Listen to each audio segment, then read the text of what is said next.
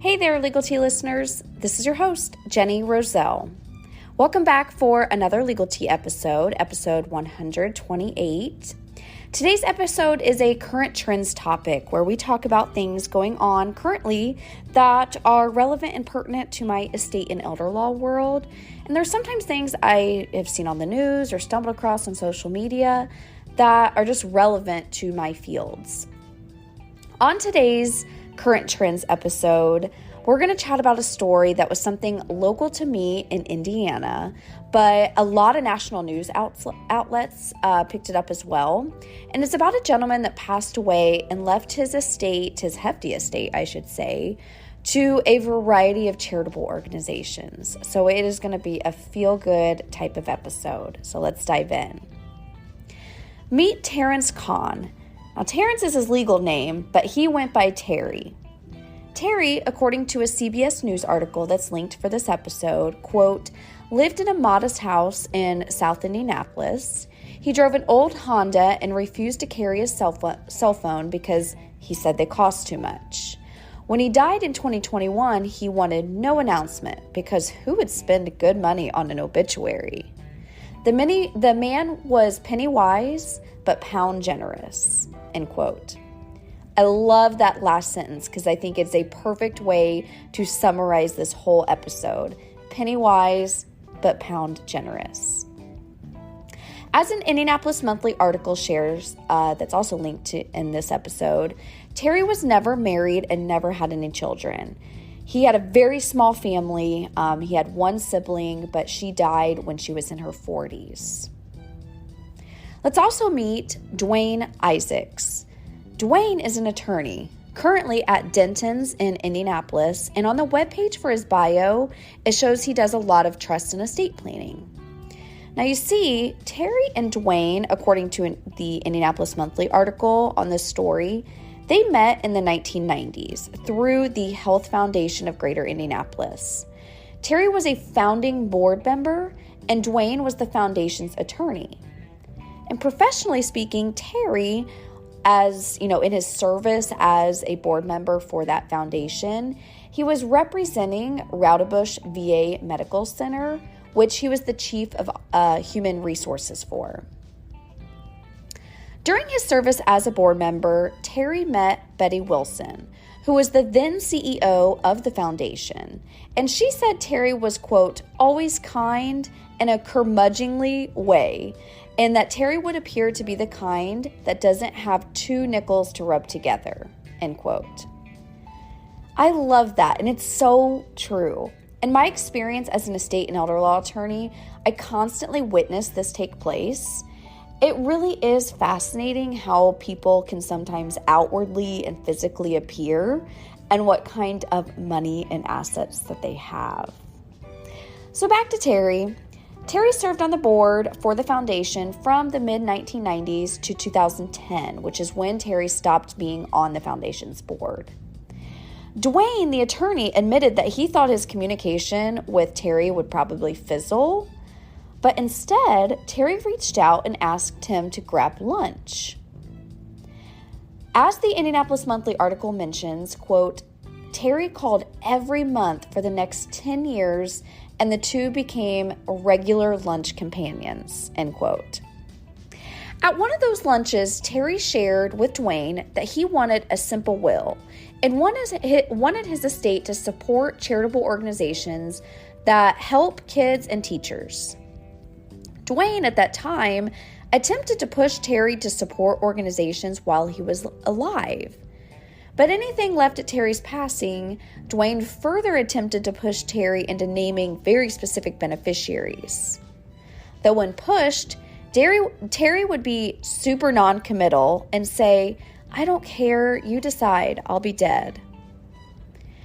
Dwayne agreed to be the one that would help take the baton at that point, and as an executor of Terry's will, as the Indianapolis Monthly article mentions, Dwayne may have been among the closest to Terry.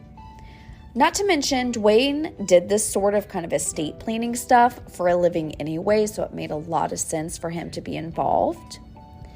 Terry also wanted another close friend of his named Vance McLaren to serve as an executor as well. So it's clear by the Indianapolis Monthly article that Terry really respected his friendships with Dwayne and Vance. Terry eventually started having health issues. He developed non-alcoholic cirrhosis of the liver, which ultimately led to his death on January 31st, 2021. He died at the age of 78 and unfortunately spent many of his last days and weeks under medical care through the COVID pandemic, which meant many of his days and weeks were spent alone mainly due to restrictions on visitors and such. Now, it was not until after Terry passed away when Dwayne and Vance learned of Terry's $13 million estate, $13 million fortune. And funny enough, at a lunch, Terry told Dwayne he had, quote, about 3 or 4 million. So when Dwayne learned of the true value of Terry's estate, the Indianapolis Monthly article shares that Dwayne said, "Damn it, Terry, why weren't you honest with me?" And just reading that and even saying that now makes me smile, makes me laugh. At this point, Dwayne, Vance, and their wives, after Terry passed away, started working through and cleaning out Terry's house. The Indianapolis Monthly article states, "It looked as if the time stood still in the 1970s era home. Most of the furniture and decor were original. The closets, drawers, and storage space were packed to the gills with random surplus items such as 20 brand new box cutters or 100 toothbrushes. They also found Khan's army uniform, medals, and the letters of and letters that he got along with his USC, University of South Carolina, Letterman's jacket. They were personal things that speak to the man, things a family member would have found value in keeping. Khan, however, had no close relatives, and McLaren recalls thinking Terry had all this wealth and no one to share it with. And at the end of the day, it goes into a dumpster," end quote.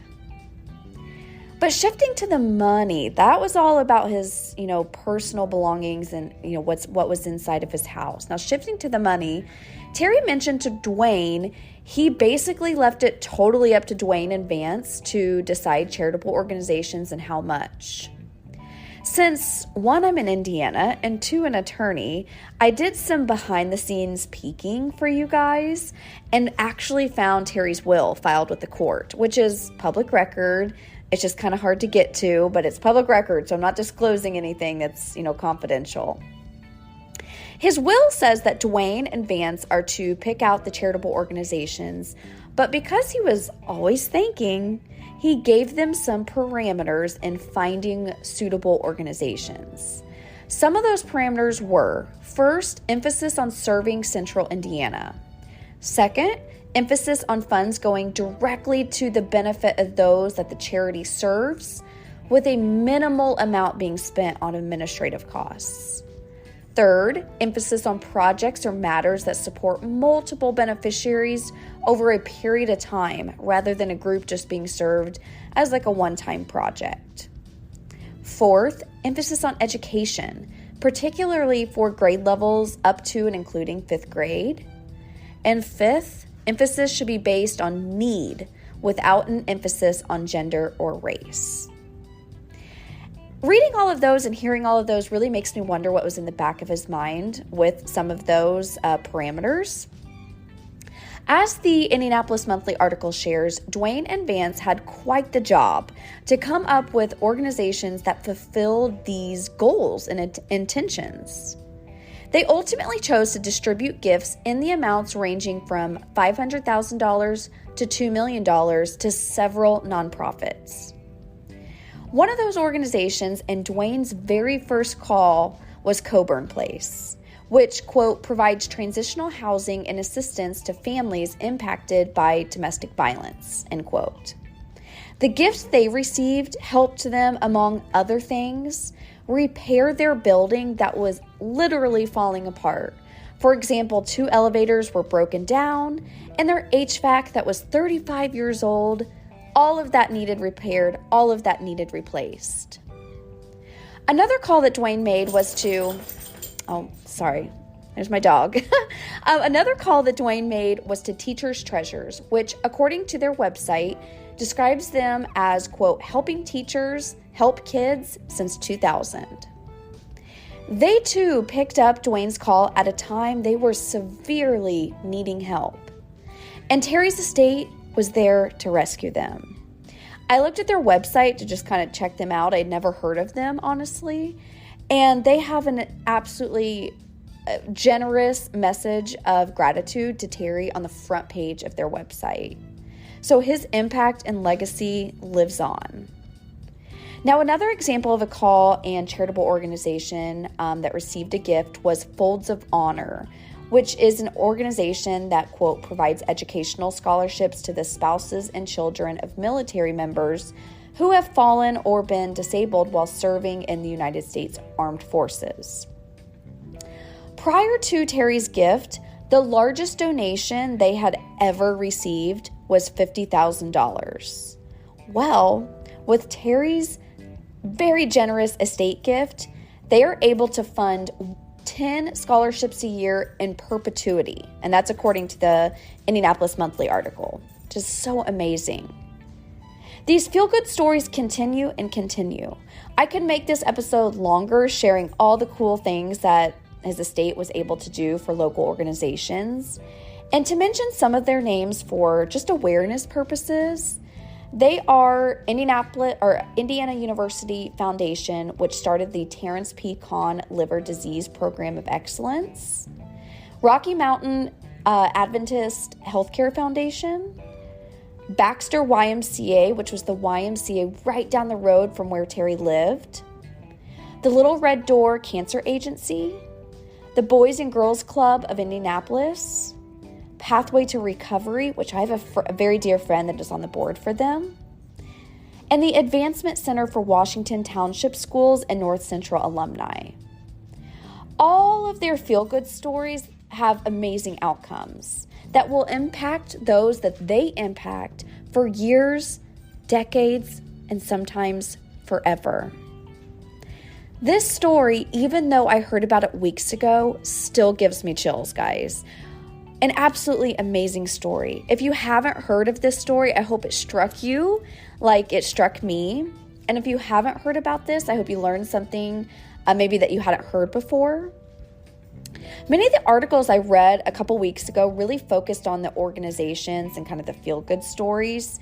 But I found that the Indianapolis Monthly article that I repeatedly referenced did an amazing job of not only sharing about the organizations and the impact of the gifts, but also about Terry as a person, as a human, as a friend to Dwayne and Vance. I really encourage you to take a few minutes out of your day to read that article, because there was a lot I didn't mention here for time's sake that I really would have loved to have mentioned. There were some quips about Terry as a person that made me giggle. So I really encourage you to read their article. It's beautifully done, called 1 in a Million by Mary Mills. Alrighty, my friends, let's wrap this episode up, shall we? Next week, we're back to the celebrity estate planning type of episode. And during those type of episodes, we dive into a celebrity or big name that has passed away and just kind of dive into how their estate looked from an estate planning perspective. Next week's clue is, come on down, you're the next contestant on The Price is Right. Would that really truly belong to anyone else besides Bob Barker? The answer is no. So during next week's episode, we're going to dive into what happened following the passing estate-wise, dive into what happened estate-wise following the passing of our Price is Right friend, Bob Barker. Alrighty, Legal Tea listeners, talk to you next week and stay well.